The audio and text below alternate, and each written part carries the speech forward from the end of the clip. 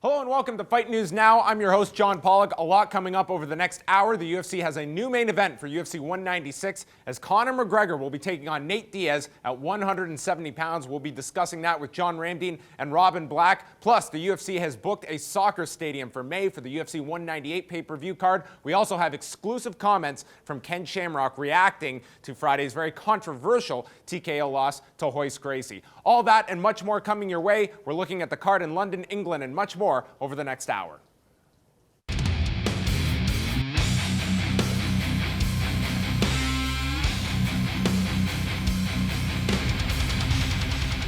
I'm here with John Ramdine and Robin Black. Lots to get into. The biggest story going on in the world of mixed martial arts is our new main event for UFC 196 happening on March the 5th as Rafael dos Anjos breaking his foot and out. Many people stepping up and wanting this fight with Conor McGregor. It's Nate Diaz who gets the fight and apparently had enough leverage that he was able to get this fight at 170 pounds. So Conor McGregor, in theory, now moving up 2 weight classes from his last fight.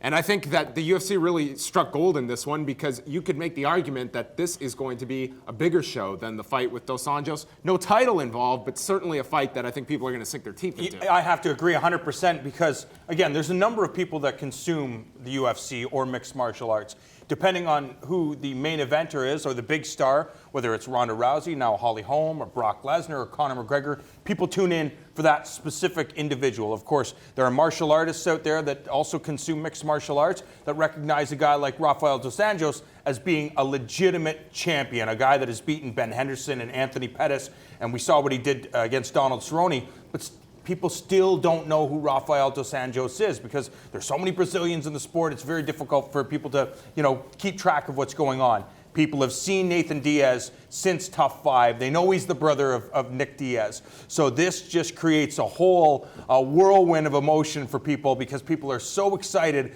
about Nathan Diaz coming in, giving Conor McGregor. There's no way Conor's going to be able to get into his head because this is what Nathan Diaz does. I just love everything about this fight, except for the fact that Nathan Diaz didn't have a full training camp going in. Yeah, it is an exciting fight. And Conor McGregor, this is old hat to him in a lot of ways. In, what is this, his 7th UFC fight that he's had, 6 of them of the 6, 3 were changed opponents. You got Cole Miller. Oh, wait, you don't got Cole Miller. You got Diego Brando. You're fighting Jose Aldo. No, oh, no, you're fighting Chad Mendes. This is normal for him. This is something he's faced more than anybody. And because of the way they train, they do not focus on an opponent. They don't focus on the way that they're going to deal with any particular human being. They focus on becoming better and better fighters. That's what they do in their gym. That's what they do in their training sessions. They focus on themselves, they focus on growth, and they focus on improvement. That's great for a number of reasons. Among those reasons, it isn't just that, well, hopefully by the time I'm ready to fight, I'll be as good as last time. No, you need to be better. You need to be better every single time. And as importantly, and in this case, maybe even more importantly, hey man, Jose Aldo could be out and you might be fighting Chad Mendes. Rafael dos Anjos could be out and you could be fighting Nathan Diaz. So he's been ready for this his whole career and he's very good at this. And he's been vocal about it. He says, quite frankly, I don't care who's standing across the cage from me, whether it's Jose Aldo, Rafael dos Anjos, or Robbie Lawler. I'm going to take them all out because I'm ready for all styles and all body types. Well, here's the chance to back that up. And make no mistake, this is at 170 because Conor said, sure, let's do it at 170. Some fighters, some coaches will go and say, let's force this guy to cut weight. Let's look for advantages. We need every advantage that we can get. It's a psychological thinking. Let's put him through all of the tests and find some huge advantage because we made him cut an extra couple of pounds. Conor McGregor, you see him here, the way he moves, he doesn't care what you go through. He doesn't care. He's not trying to make you go through something. The reason he's so confident and the reason he expresses himself with such freedom is because he thinks it's not about you. And I believe his exact words were, let's do it at 170. Let him be comfortable. Because it doesn't matter what Nate Diaz. And that's a very, very powerful thing. And, coincidentally, Nate Diaz doesn't care what either. You do either. Yeah. Nate Diaz shows up. He doesn't care who it is. He shows up, gives him the old Stockton slap, moves forward with a barrage of punches, and he is more than happy to fight Conor McGregor, and he'll fight him at any weight, too. I think the weight is really important. Yes, this was a demand on Nate Diaz's side that he could not make 155 this short notice. And for Conor McGregor, I feel it's going to be very interesting how he reacts to going through a fight week where he's making 170. He could even come in at 171 for this, being a non-title fight. I think this completely signals the end of him ever dreaming of going back to featherweight. I think once he goes through this, he might not even want to fight at lightweight again, given what he's going to... Look at Donald Cerrone last week. I think that a lot of guys, they go through this, and they're going to see just the rapid change in how their body feels, reacts, the recovery after a weigh-in. I don't know if Conor McGregor will ever fight at featherweight again, and I'll go so far as to say I would be stunned at this point if he goes back to featherweight. Yeah, I mean, I wouldn't be surprised because he's a guy that seems to like challenges, and he likes doing things that nobody else is doing. And again, it depends on what happens in this fight with Nathan Diaz. And I mean, Nathan Diaz, you look at that last fight with Michael Johnson, for example, it's the sharpest we've ever seen Nathan Diaz look. And the advantage is Michael Johnson's a southpaw. So kind of getting him ready for the certain aspects that Conor brings to the table, athletic movement, explosiveness, and accuracy as well. So I think it all depends on what happens in this main event matchup. Yeah, Nathan Diaz has a 2-inch reach advantage as well, and you saw him use it. But see that game that he's playing, the disrespect, the abuse, the mockery, the Stockton slap, all of that. That is what we're going to be talking about. Is it really about the flim flam versus the Stockton slap? Is that the game? And truthfully, that's as big a part of the game as it is, his machine gun punching or his shotgun blast of punching combinations versus that Celtic cross. It is about that Stockton disrespect versus the flim flam, because we haven't seen anybody be able to handle what Conor brings, what he brings with his physicality, what he brings with his goofy smile, what he brings with that surprise, hey, I stood up, all of that. Nate does that too. And Nate's been in there playing games with his brother Nick, who taught him how to do it. He's been doing it his whole life. So that is in play, and that is something we're going to look at a lot in the next week. Are you surprised at all that this remained a 5-round fight? Not really. I mean, I'm surprised in the sense that I think it should be the UFC's responsibility to use the title fights as your main event. And even though this fight isn't for a title, I understand why you want to put it in the main event. Conor McGregor, one of the biggest stars. Nathan Diaz, one of the biggest stars. But I think you need to respect your champions, and I think Holly Holm should be in the main event spot. But again, Conor was getting ready for 5 rounds.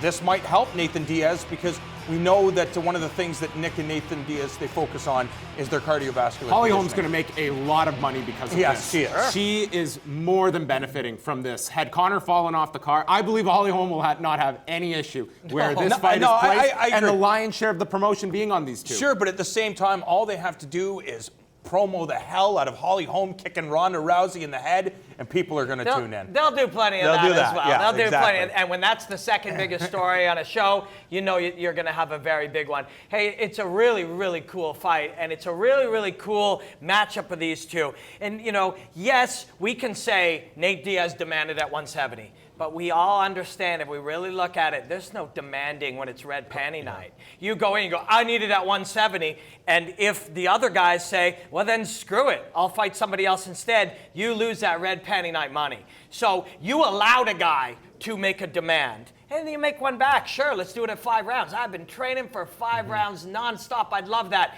This guy's getting off some semblance of getting off the couch, no matter what kind of triathlons he's been doing, what kind of preparation. He hasn't been preparing for a 3-round fight. Never mind a 5-rounder. Red panty night is a powerful night. It makes you a lot of money. And Nate Diaz would have, if it came back and it's like, oh, you're demanding 170? It's actually going to be 160 or no $1 million. You'll lose an extra 10 pounds for $1 million. So this was Conor McGregor saying, make him comfortable, not only to make it a great fight, but because that's in line with his own beliefs. I want no excuses. Yeah, no excuses from him. And if I do not make a fuss over this, I'm staying true to my beliefs that it isn't about these things, it's about what I do. So we look at UFC 196. I think with this changing of the fights involved, I think this is a minimum $900,000 by fight. We look at UFC 197. That's going to be big with Daniel Cormier and John Jones. We know what 200 is going to do on its own. So you have 198 and 199, which are kind of, what are we going to do with these shows?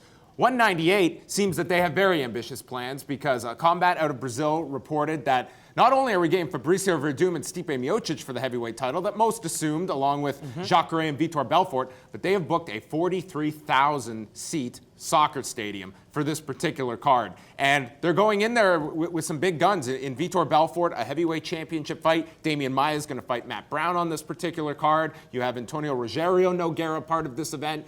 And I think that we could be looking at least from a live attendance perspective, a real big card here. Whether that translates into a monster number on pay-per-view, we'll see. Well, I mean, yeah, I don't know if it's going to, but I'm pretty sure that venue is going to be full because you look at Fabricio Werdum, you know, I think he surpassed, and it breaks my heart to say this, he surpassed Minotauro Nogueira as being the greatest Brazilian heavyweight of all time. Many people believe that he is probably the greatest heavyweight of all time, considering everything he's done throughout his career. You have two of the greatest jiu-jitsu fighters ever in mixed martial arts history with Damian Maia and Jacare on this card. You have the legend in Vitor Belfort and Rogério Nogueira. Vitor's a big deal to be on this card. That's right. So I'm not surprised that they've decided that, you know what, let's see if we can fill a soccer stadium because we have some of the biggest stars ever from Brazil that are going to be on this card, so we might as well go big. Yeah, I mean, as far as the Brazilian show, the fact that Anderson Silva happens to be in England this weekend, live right here on Fight Network, by the way,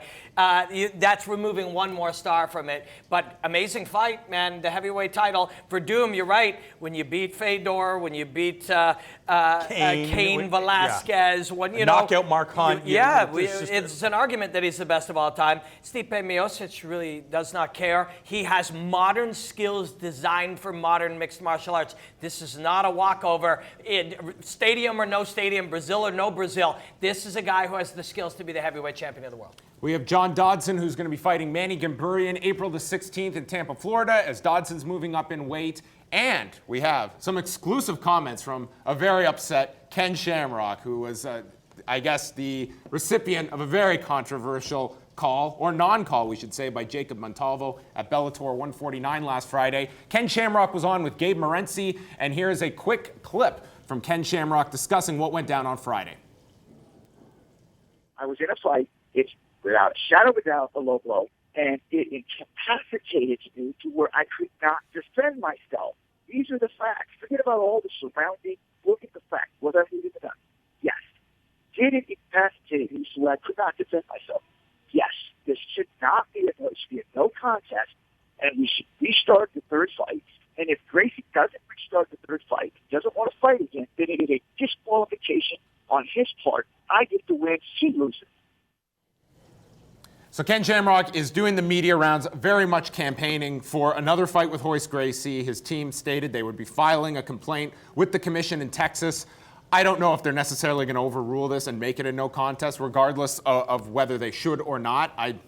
It's often the commission that will just simply, they acknowledge something and they move on, and a win typically stays. But Ken Shamrock is obviously looking for another fight here with Royce Gracie. Will that happen in Bellator, especially given the audience that they drew on Friday? What's funny, Robin and I were having a conversation about there's a rising prospect from Windsor, Ontario that just lost a decision, and apparently everybody believed that he should have won this fight. His team is now appealing the decision. And we're talking about the fact that just move on. You know, it's going to be a difficult thing to do, and it should be the same situation here with Ken Shamrock. Just accept this is the way things transpire in mixed martial arts. Move on. He's already created enough interest to probably have another fight with Royce Gracie. I think you should focus on that. Just keep calling the guy out, and eventually Bellator will put this fight together. And I think that's part of what he's doing and why is he is trying to get paid again, trying to have another show, trying to still be involved in the thing that Ken loves to do. The reason Ken's fighting, sure, it's nice to get a paycheck, but Ken loves this. He's walked away from it and come back and said, this is what I live for. He's still physically fit enough to fight. He's still medically cleared to fight, and he deserves every right to fight as one of the great pioneers of the sport. We see him not able to defend. He's not actually, although he's still able to argue the decision. You know, they kept showing that replay, and that replay did land on the head, but it's confusing to people. I don't know who was in the truck. I don't know if they showed that one on purpose. I don't know if they tried to stay away from showing the shot to the cup or not. We don't know why they made that choice, but he was hitting the groin. And you know, I guess if we're going to do any more fights, if Ken's going to keep fighting, Royce is going to keep fighting, this makes more sense than almost anything. But on the TJ Laramie is one of the best young prospects in the country, and his friend, his coach, Reno Belcastro, is a friend of mine, and his manager, Alex Caparicci, is a friend of mine, and they were chatting with us and talking, can you review the fight? We need expert testimony about the scores. Sounds like young Laramie won every round, and it was taken away from him. But you got to move on, man. You're not going to win this one. You're using information. You're using energy. You're misusing focus. You lose a fight, and this goes for Ken too, and he probably knows. You lose a fight, you move on, and you win the next one. You only control the things you can control. That is going to wrap it up for us. A reminder that coming up this Saturday is lots of coverage of Anderson Silva. Michael Bisping will kick things off at 3 p.m. Eastern with a live preview show going into the main card, which is airing here in Canada on Fight Network, with 4 big fights from the O2 Arena featuring Anderson Silva and Michael Bisping in the middleweight main event.